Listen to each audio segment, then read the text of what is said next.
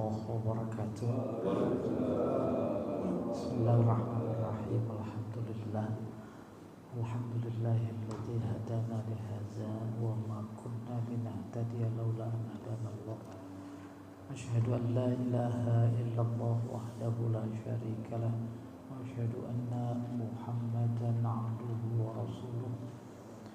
Allahumma salli wa sallim ala sayyidina Muhammadin wa ala alihi wa ashabihi wa tabi'ina lahu wa tabi'ina lahum bi ihsanin ila yaumiddin. Amma ba'du, fa ya ibadallah, usikum wa nafsi bitaqwallah. Jamaah subuh yang dimuliakan Allah, sebelum Allah menciptakan ciptaannya, Dia sendirian, ya tidak? Sendirian, kan belum ada manusia ciptaan terakhir.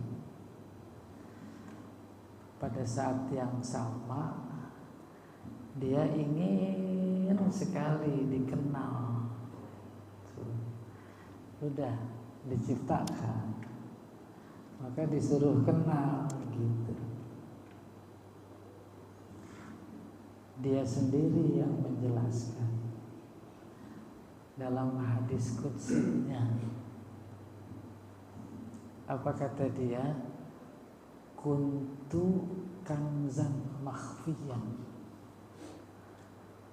Aku saat sendirian adalah rahasia yang sangat tersembunyi. Udah rahasia tersembunyi, nggak ada yang tahu. Fa'ahbabtu an u'raf. Aku ingin sekali dikenal. Fakhalaqtul khalqa. Maka aku ciptakan makhluk semua selain dirinya kan makhluk. Fa'arafuni, maka dia kenal dengan aku. Tumbuhan kenal, binatang kenal, apalagi malaikat, jin. Ciptaannya yang selain dirinya dalam bahasa teologis disebut alam, yang ada di Al-Fatihah, Rabbil alamin. Maka alam itu ada alam malakut, malaikat, alamul jin, alamul ins, manusia, alamul hayawanat, binatang, alamun nabat, tumbuhan, alamul jamadat, benda-benda.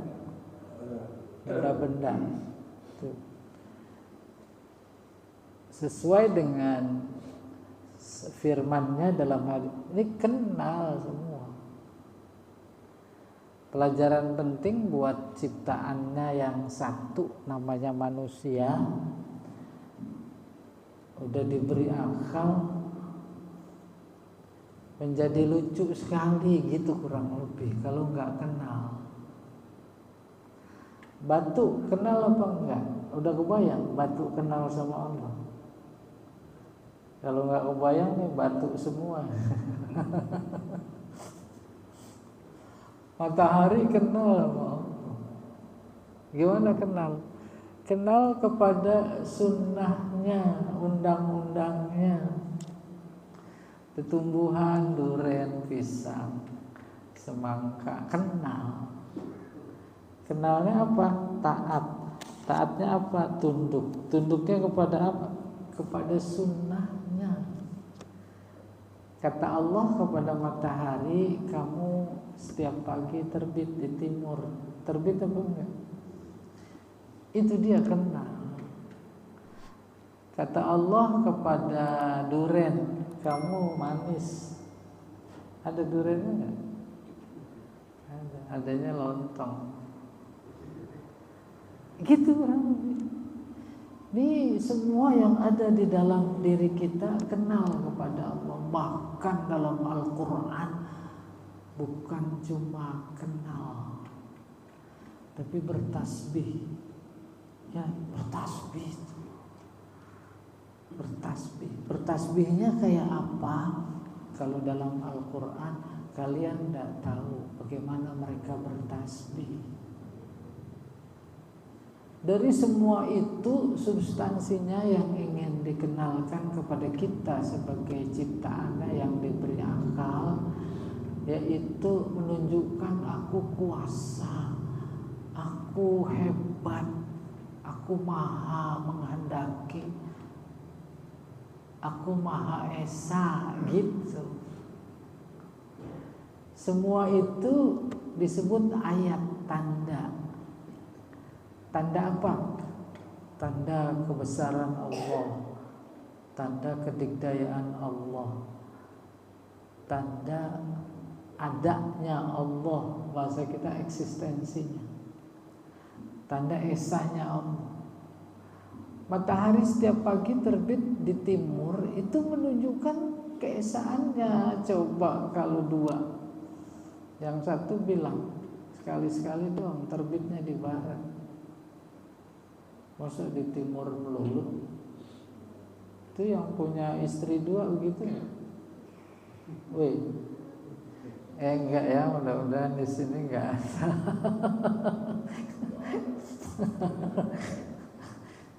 Gitu Pak. Sebagian dari tanda kebesarannya nih bentuk huruf. Maka Al-Quran kalamnya ini terdiri dari ayat-ayat. Ayat itu sendiri adalah tanda kebesarannya. Alhamdulillah kita sudah sampai Al-Infitar, mendengarkan tanda-tanda ayat-ayatnya. Ayat 1 sampai ayat 7 itu kesimpulannya menunjukkan kebesaran. Apabila langit terbelah, tuh kebesaran. Siapa yang bisa belah langit? Ada. Apabila bintang-bintang berjatuhan, tuh kebesaran kehebatan. Apabila laut tumpah, siapa yang bisa numpahin laut? Ada. Apabila semua yang dikubur dibangkitkan. Dan intinya memang ini. Maka nanti setiap kita baru pada sadar mana perintah yang sudah dilakukan, mana larangan yang sudah ditinggalkan. Bukan cuma sekedar itu. Ada sebenarnya rizki di rumah berlebihan. Pembangunan masjid atau madrasah butuh dana, tahu tuh kita. Terus besok aja lah. Tuh alimat nafsum ma qaddamat wa akharat. Dengar azan subuh berkumandang. Entar. Tuh Allah tunjukkan kebesarannya sebagai jawaban atas tuduhan orang-orang yang tak percaya Allah mampu menghidupkan orang yang sudah mati. Dituduh dia mana mampu menghidupkan ini tulang belulang yang sudah jadi.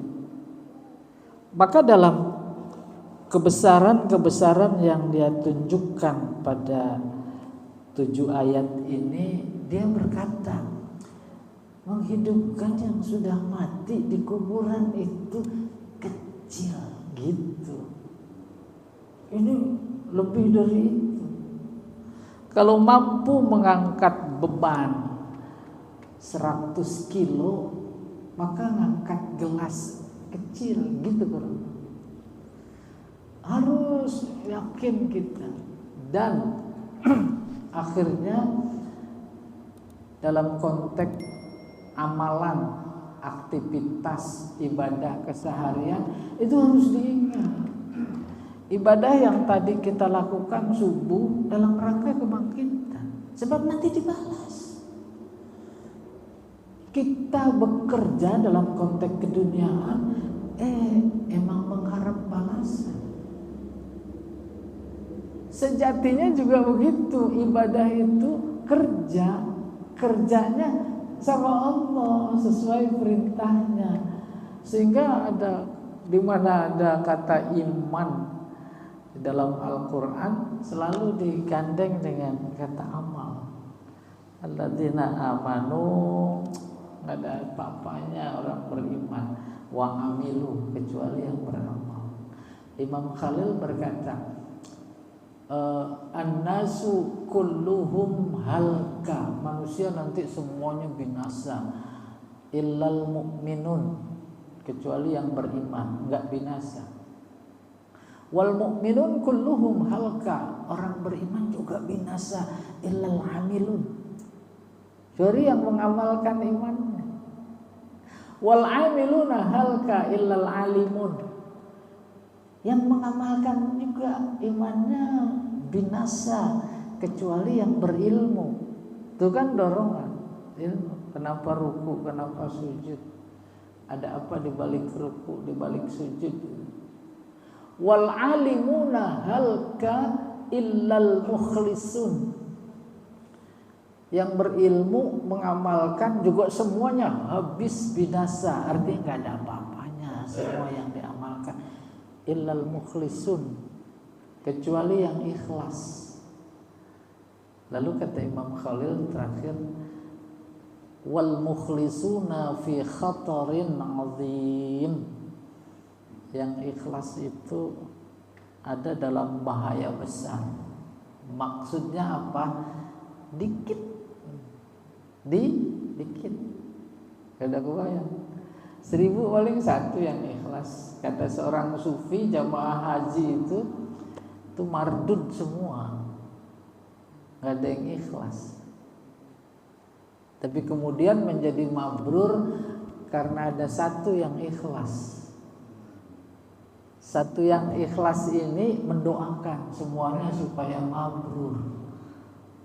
Ini udah haji semua kayaknya. Jangan maknai, pahami secara harfiah, tapi substansinya kita didorong untuk ikhlas, gitu.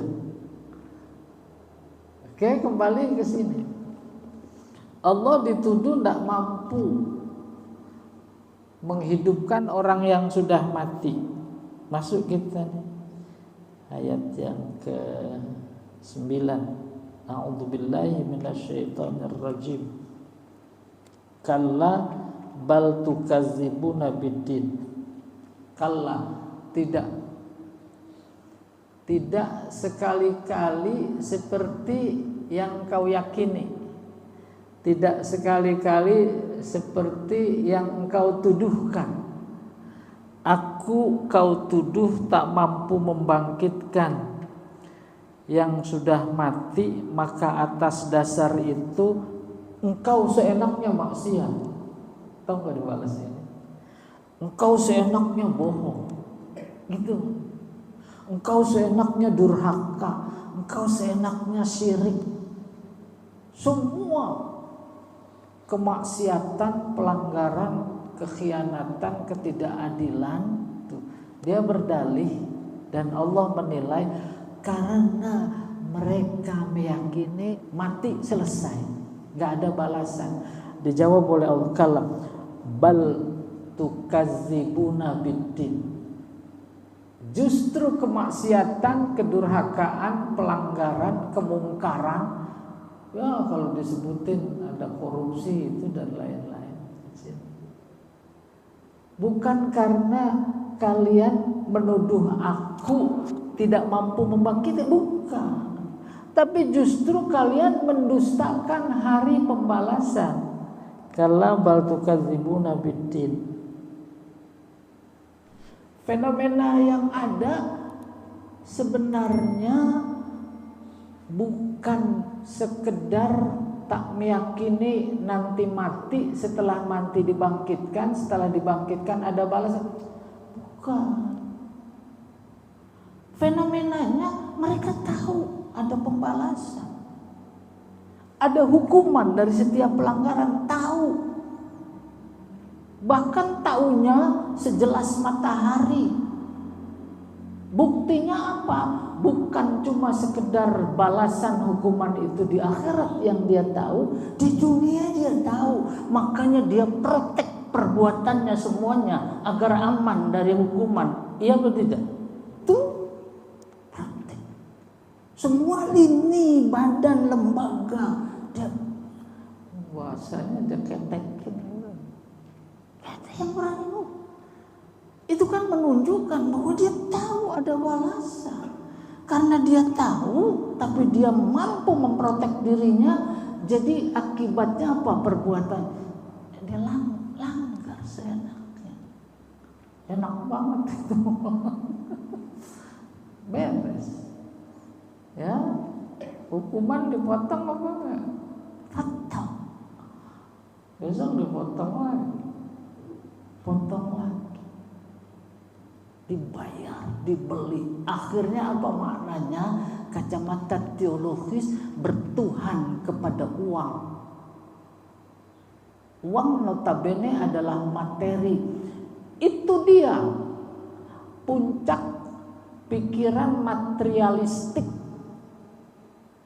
yang melanda Bani Israel Yahudi saat kelahiran Nabi Isa. Nabi Isa lahir, Anda mungkin tidak punya bapak. Oleh karena itu direkayasa bagaimana caranya supaya bisa diterima oleh akal materialistik. Cari bapaknya. Namanya siapa ketemu? Ya nggak tahu.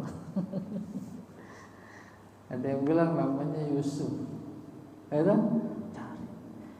Coba pikiran begitu sekarang ada enggak?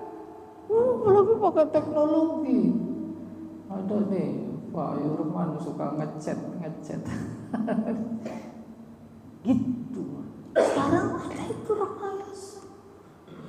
Luar biasa. Bahkan pikiran materialistik yang melanda pada saat itu tembus ke akhirat dalam pikiran mereka. Apa itu? Kalau di dunia segala persoalan kecil apalagi besar apalagi kecil bisa diselesaikan dengan uang, nanti juga malaikat bisa disokong. Tuh kayak begitu. Sekarang saya kayak begitu. Itu tegak hukum udah dianggap malaikat, digantungkan rasa aman kepada. Kalla bal tukazzibuna biddin, tuh hari pembalasan. Jadi kalau kita beramal, kita beribadah, puasa, sholat, zakat, tidak apa-apa. Berharap balasan. Ya, walaupun pada tingkat tertentu itu dianggap musyrik, kita belum sampai pada tingkat itu. Ya, jadi kamu beribadah karena takut ya sama azab, bukan takut sama Allah. Tuh pikiran itu mah ketinggian. Kita baru tingkat Anas ya, ini Anas. Oke, kalla bal tukadzibuna biddin. Maka Allah melihat keberanian mereka melakukan kemungkaran, kemaksiatan, kebohongan, pertemuan mereka anggap rahasia, nggak ada yang tahu. Nih Allah menginformasikan, wa inna alaikum lahafizin. Sesungguhnya di atas kalian, makna di atas secara harfiah, ini kita nih di lantai bawah, itu di atas ada malaikat. Tuh. Artinya jangan coba berpikir aku nggak tahu, aku punya malaikat. Ada pertemuan rahasia, besok mau ngapain, hari penting, rapat. Dan dikira Allah nggak tahu, nggak usah mereka, kita umpamanya. Jangankan mata melirik, jangankan telinga mendengarkan yang harusnya tidak didengarkan, jangankan tangan dia menekan tombol keypad itu, jangankan kaki melangkah, baru di dalam hati itu Allah udah tahu. Allah sudah tahu. Ada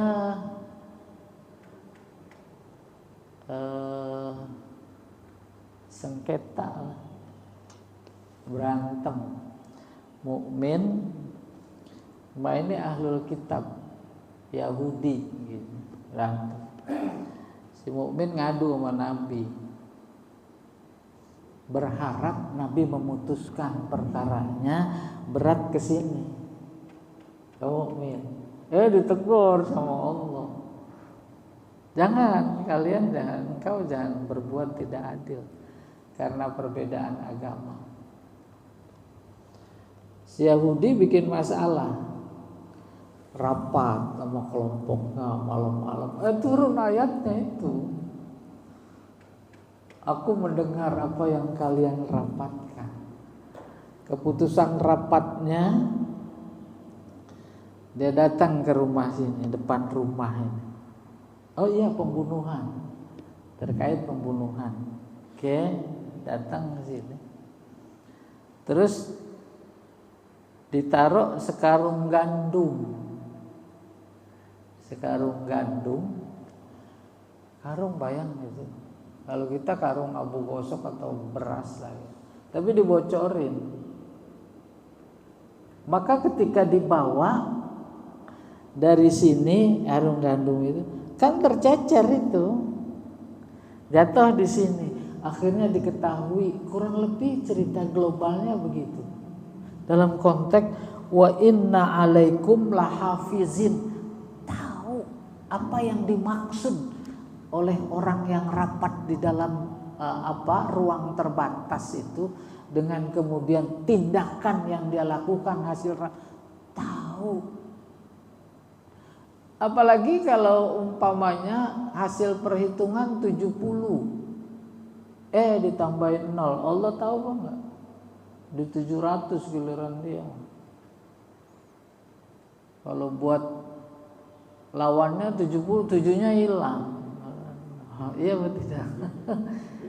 Dulu mah belum ada, Pak. Belum ada quick. Nah, dikira malaikatnya itu hafizin. Kita yang tahu informasinya, malaikat di setiap kita dua, rakib. Ini rakib kanan, atid, catat. Kalau baca ayat yang terusannya innallaha la yughayyiru ma biqaumin hatta yughayyiru ma bi anfusihim, itu menginformasikan 10 malaikat. Di depan, di belakang, di kiri, kanan. Kita sampai ke sini jangan dikira bukan karena tidak ada pengaruh malaikat itu. Gak yang malaikat. Malaikat. Ada bayi jatuh dari kereta. Enggak berdarah, cuma nangis doang. Siapa yang jaga? Tuh.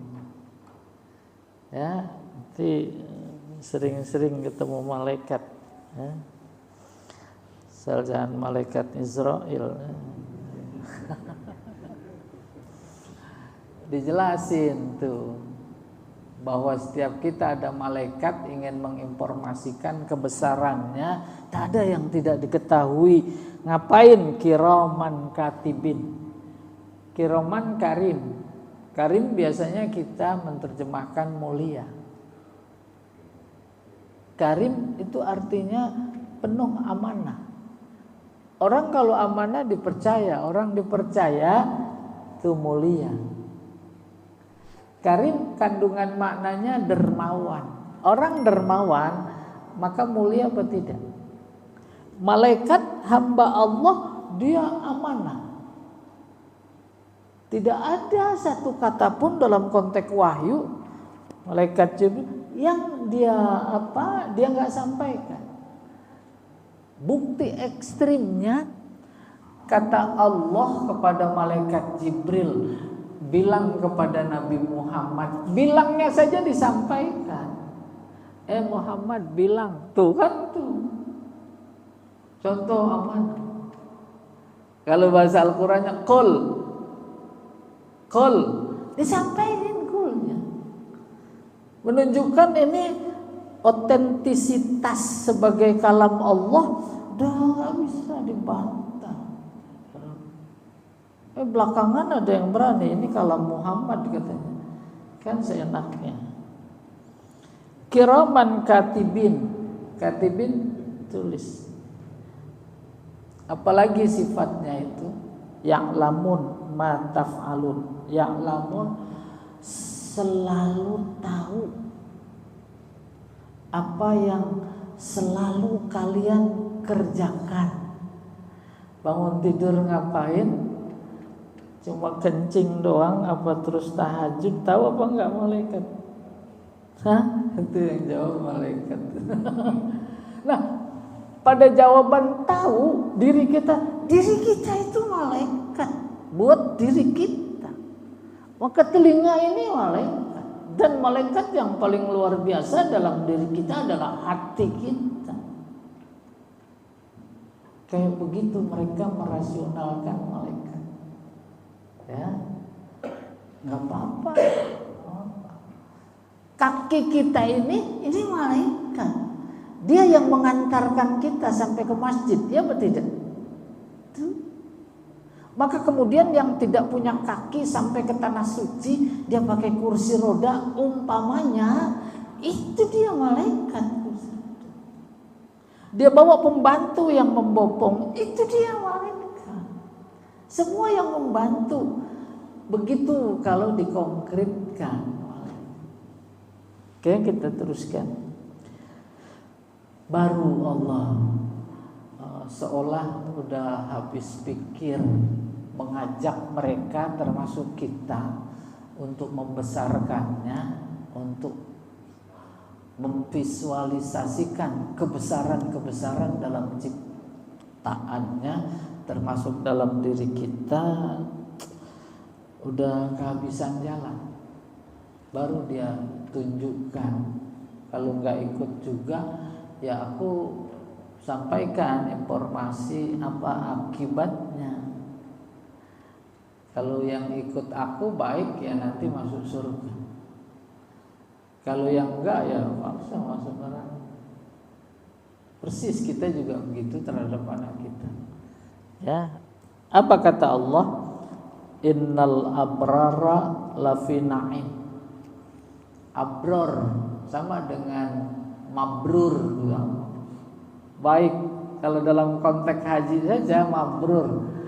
Rukunnya bagus, sunnahnya bagus, terus yang makruh-makruh ditinggal dan gak ada sedikit pun dosa. Itu mabrur, satu.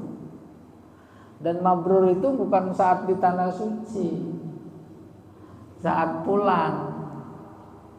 Ada kebayang? Haji ketika di Multazam nangis-nangis, ketika di Arafah nangis, ketika di Raudhah nangis. Pertanyaan, kenapa pada nangis? Enggak ada yang bisa jawab, enggak tahu. Saya mau cucuran, ya bapak nangis. Itu dia anugerah tertinggi dari Allah. Dia dekatkan diri kita kepadanya. Maka yang teringat adalah dosa. Teringat dosa, dia mohon ampun, diampuni. Diampuni itu adalah anugerah luar biasa badan kita secara fisik maupun non fisik tak mampu memikul anugerah, amanah, nikmat yang luar biasa. Itu yang membuat nangis. Kita cuma bisa membahasakan haru gitu kurang. Apa maknanya? Nikmat amanah. Amanah itu beban. Anak kecil umur 2 tahun kalau kakinya ketiban gelas kosong, gelas aqua, enggak nangis, enggak ada beban. Tapi kalau kejeput pintu nangis. Karena beratnya beban. Itu juga begitu. Di sana merasa mendapatkan puncak kedekatan, seolah Allah berkata, puncak kedekatan kepadaku yang aku berikan, yang kalian peroleh, bawa pulang gitu. Nikmati kedekatan itu, jaga kedekatan itu baik-baik, jangan sampai hilang. Kalau perlu bagi-bagi sama yang lain. Nah, itu mabrur. Maka kata ahli fikih itu, mabrur itu sampai pulang ke tanah air. Nah, orang-orang yang begitu dalam konteks ini baik disebut pertama beriman. Dia beramal, amalnya soleh. Itu orang-orang baik tuh. Maka Allah bilang innal abror, orang-orang baik itu lafi na'im, berada di dalam surga. Ini perdebatan para ulama tafsir bagus sekali. Naim yang pertama memberikan informasi bahwa surga itu physically, dan memang dijelaskan di sana ada sungai, ada buah-buahan, ada bidadari, fisik kan? Fisik. Yang kedua dari ayat ini bukan surga itu bukan fisik, tapi non fisik. Mana dia? Tuh Nabi bersabda, baiti jannati, rumahku surgaku. Rumah Nabi tipe berapa? Karena itu bukan fisik. Bukan fisik, non fisik. Ketika dipahami surga itu non fisik, maka ahli surga, ahli neraka berada dalam satu tempat. Tapi kalau fisik beda. Ini surga, ini neraka. Dua-duanya betul. Nanti kita tidak perlu mengklarifikasi sama Allah yang mana yang betul. Boleh diilustrasikan. Jakarta bagi orang yang di kolong jembatan itu neraka. Jakarta bagi yang banyak proyeknya surga atau tidak? Kayak gitu. Maka kiamat bagi mereka yang ingkar kepada Allah itu udah neraka. Jangan disamakan orang beriman. Gak mungkin. Apa artinya iman kalau sama? Lautan, samudra tak bertepi, gelombang luar biasa tinggi. Orang beriman punya perahu, kapal raksasa lebih besar ketimbang gelombang yang ada. Sementara mereka gak punya iman, gak punya perahu, sampan pun tidak. Apa sama? Gak sama. Oleh karena itu substansi surga itu nikmat. Maka dibahasakan naim. Wah, kita habis makan sate nikmat apa enggak? Oh, bukan surga. Gitu deh. Nah, tapi dalam konteks agama Al-Quran, surga yang dimaksud adalah nikmat. Nikmat tertinggi. Pertanyaan, apa nikmat tertinggi? Mazul nih ahli surga. Kalau nggak tahu berarti batal.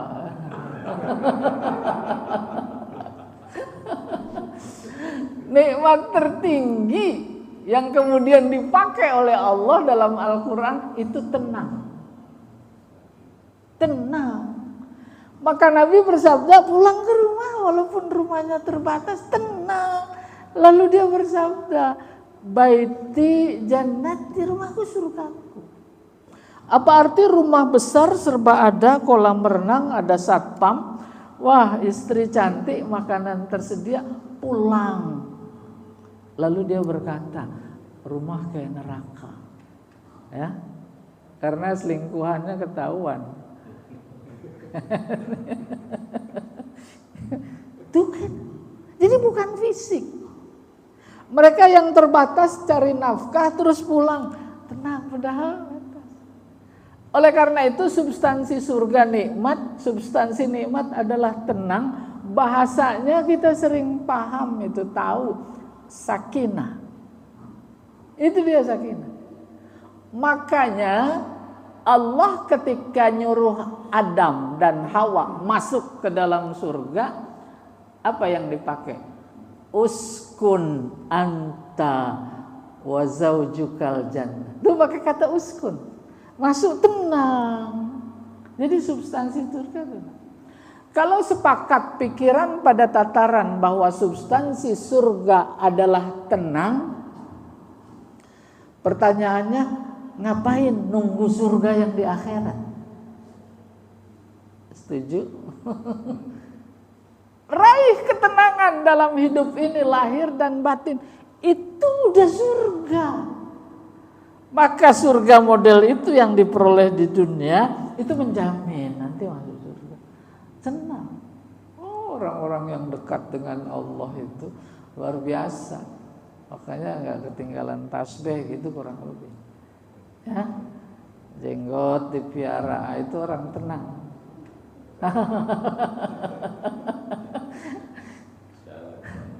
Insya Allah. Nih lihat. Innal abrara lafi na'im. Ini menyuruh kita, jadilah kalian orang-orang abror gitu. Kenapa? Karena nanti akan aku masukkan ke dalam surga. Lalu lawannya, wa innal fujjara lafi jahim. Fujar kalau dalam terjemahan orang yang durhaka. Dulu sudah saya terangkan, sama kata dasarnya dengan fajar. Fajar itu cahaya. Cahaya dari karakteristiknya dia membelah. Membelah apa? Kegelapan. Tapi yang diambil dalam konteks makna ini adalah membelahnya. Maka orang-orang yang hidupnya, kerjaannya memecah belah, itu dia fujar.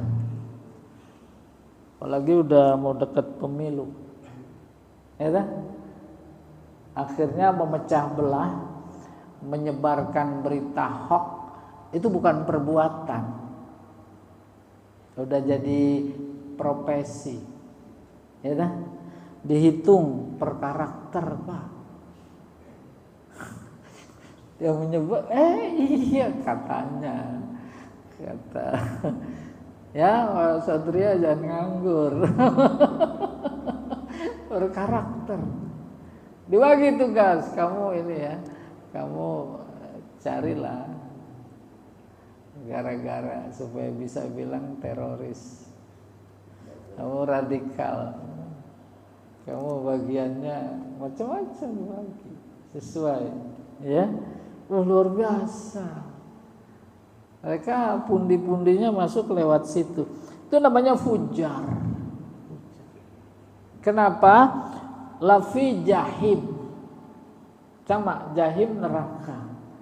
Jadi bisa dalam artian fisik, bisa non fisik. Kita dalam hidup ini penuh kesusahan, kesulitan. Itu udah kayak neraka, tak sanggup. Akhirnya udah ambil tambang aja. Kemarin di Ciputat ada yang terbang, ya, dari flyover dia terbang. Dia kira punya sayap. Tuh dalam terang. Dia kira menyelesaikan. Iya. innal fujjara lafi jahim. Nah, ini juga ada perintah. Jangan, ada larangan, jangan tergolong orang-orang yang fujar. Kayak apa mereka itu? Yaslaunaha. Mereka akan masuk ke dalamnya yaumaddin, nanti pada hari pembalasan. Ini kebangkitan. Kuburan itu diaduk-aduk kayak goreng nasi. Terus hidup. Nah, terus berjalan menuju Allah. Ini namanya mahsyar, menuju Allah. Terus sini ada hisab. Ada hisab hasil, terus bukunya dibagiin rapat. Pas dibagiin dia tahu. Udah masing-masing secara automatically melanjutkan perjalanan menuju tempat kembalinya. Maka kalau baik, nal abrara lafi naim, sono tempat kamu. Ini sini gitu. Perjalanan dari kebangkitan ke mahsyar menuju Allah saja itu Allah sudah bedakan mana orang baik, mana orang buruk. Orang baik pada cekakak cekikik gitu kurang.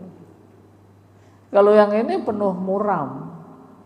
Itu saja bagi orang yang akan masuk neraka udah separuh azab. Ini juga separuh nikmat gitu tuh. Yang ahli neraka ngelihat surga, ngelihat neraka udah separuh azab, ngelihat surga azab apa nikmat? Azab ditambah. Begitu juga ahli surga, lihat surganya itu udah separuh nikmat, senang. Persislah kita bisa membayangkan ketika dirinya. Lalu mereka juga melihat neraka, diperlihatkan neraka. Bersyukur apa? Alhamdulillah kita nggak di situ. Gitu kurang lebih. Ya, innal abrara lafi na'im wa innal fujjara lafi jahim. Yaslaunaha, mereka pasti akan masuk ke dalam jahimnya itu yaumaddin, nanti pada hari pembalasan. Wa ma hum anha bighaibin. Nah, sampai di sini. Dan mereka yang masuk ke dalam neraka itu jangan pernah membayangkan akan keluar. Gaib itu nggak ada di neraka. Gaibin maksudnya keluar. Nggak mungkin ya. Jadi mudah-mudahan yang masuk bukan telinga kanan, keluar telinga kiri, tapi menjadi bagian dari darah daging kita yang membentuk sikap peningkatan ibadah, kedekatan kepada Allah Subhanahu wa taala. Sampai sini dulu Pak Rahmat, dipersilahkan.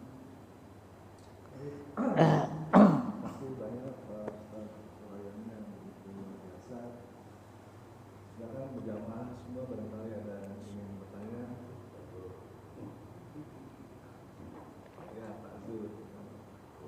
Memenuhi janji Pak Ustaz bulan lalu. Jatahnya bulan ini. Bulan depan. Assalamualaikum warahmatullahi wabarakatuh. Ustaz, kalau tadi dijelaskan bahwa mulai dari urutan orang beriman binasa, kecuali yang Iya. binasa tidak berilmu, sampai ikhlas. Nah, artinya setiap kita ini beribadah itu pertama itu harus dengan dasar ikhlas gitu ya. Tidak boleh ada keterpaksaan gitu ya. Nah, suatu saat Rasulullah itu pernah pulang ke rumah, lalu bertanya ke istrinya, ada makanan apa gitu ya? Nggak ada apa-apa. Ya sudah, kalau ini harinya puasa kan, Rasulullah gitu kan. Nah, kita nggak tahu nih, ini hari apa ini Rasulullah itu langsung puasa. Kalau andai kata mungkin hari Senin, hari Kamis beliau udah rutin puasa, mungkin malamnya dia udah niat, gitu ya, udah niat, mungkin udah sahur, walaupun dengan seteguk air gitu kan. Nah, maka sahurlah walaupun dengan seteguk air. Nah, ini kita nggak tahu ya, beliau pulang ke rumah atau nggak ada makanan, mungkin ya langsung udah hari ini puasa gitu. Artinya kalau saya ini terpaksa karena nggak ada makanan gitu. Nah, jadi gimana? Apakah ini spesialis buat Rasulullah aja sehingga itu bernilai ibadah puasa? Dengan keadaan terpaksa. Kalau kita kan pulang rumah nggak ada makanan, ya udah di sebelah ada warung aja deh, sebelah ada warung, udah gitu. Kalau ada puasa, apakah ini termasuk nilai ibadah puasa? Yang kedua Ustaz ini, keterpaksaan juga ini. Misalkan kita memiliki sesuatu, katakanlah benda handphone atau uang atau kendaraan. Jadi suatu saat mungkin kendaraan itu nanti kita terjatuh gitu, langsung kita ya udah mudah-mudahan orang memintanya itu bermanfaat, bisa digunakan. Apakah ini dengan niat mengalihkan karena kita kehilangan tadi, mudah-mudahan bermanfaat, karena itu ada nilai ibadahnya atau enggak? Bentar itu dulu saya kasih. Assalamualaikum warahmatullahi wabarakatuh. Nah, yang kedua tuh penting dipraktekin. Terus saya lewat situ tuh. Pak Zul buang HP di mana? Kasih tahu.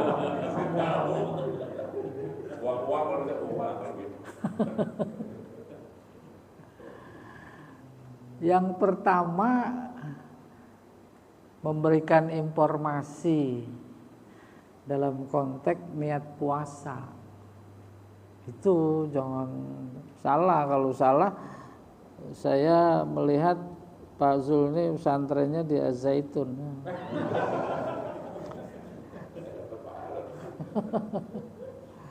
Memberikan informasi tentang niat puasa. Kalau puasanya Ramadan fardu, dan yang lain juga ada puasa kafarat, ada puasa qadha, itu wajib tuh, fardu. Itu niatnya harus sebelum sahur. Malam yubayyitis siyam fala siyamalah. Tuh gitu. Siapa yang belum niat itu enggak puasa. Lupa soal lain. Kalau yang tadi menunjukkan kalau puasa sunat boleh. Niatnya pada waktu itu tuh siang. Boleh ya. Ini sore ini pagi ini ada lontong enggak? Ada. Nah, kalau enggak ada dia puasa. Boleh.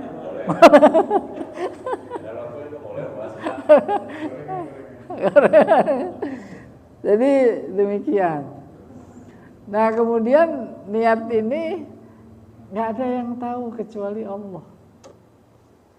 Maka hubungannya niat nggak ada yang tahu kecuali Allah. Lawannya juga, dia riya apa ikhlas, Allah tuh medannya. Medan Allah. Iya, jadi ada medan-medan. Menjadi salah besar ketika kita manusia memasuki medan Allah. Riya itu dia. Itu masuk medan Allah tuh. Gak ada yang tahu kecuali Allah. Dia itu namanya sok tahu gitu. Jadi demikian dalam kasus tadi juga, mau ngasih mah ngasih aja, jangan pakai buang. Allah a'lam bishawab. Ada lagi? Bapak silakan. Assalamualaikum.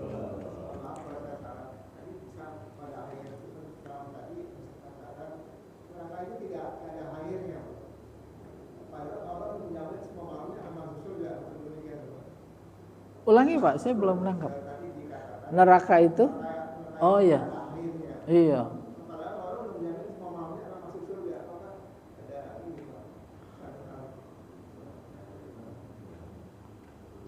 Allah menjamin semua masuk surga yang beriman.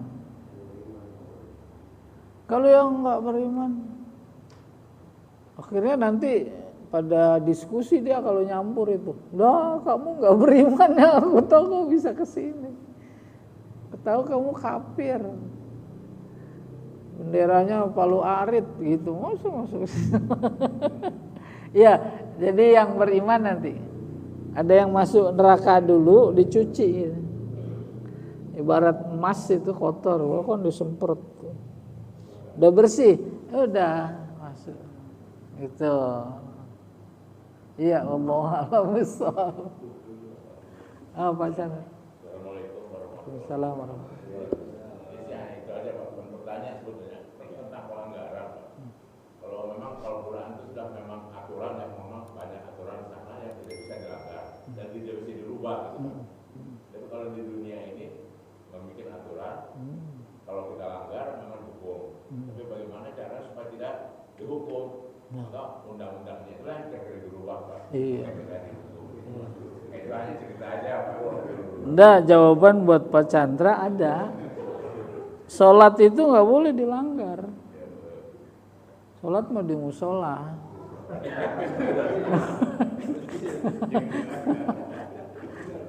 Dilanggar. Biasa sholat dilanggar. Kayak begitu kelicikan manusia. Dia mengira bisa nanti di akhirat, gitu pikiran Yahudi. Pikiran Yahudi. Oh sekarang Yahudi udah punya angin segar, ya apa tidak? Luar biasa, bukan cuma sekarang, udah lama. Cuma munculnya sekarang. Iya. Kita bendera la ilaha illallah nggak boleh berkibar. Bendera mereka mah aman. Ya demikian proses ya yang Allah berikan buat kita. Kayaknya udah habis nih. Mantap.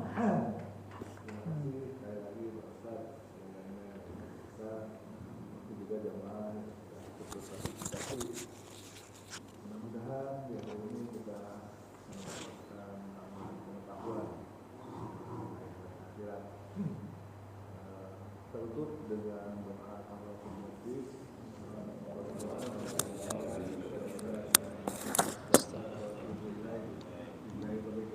Assalamualaikum warahmatullahi wabarakatuh. Assalamualaikum warahmatullahi wabarakatuh.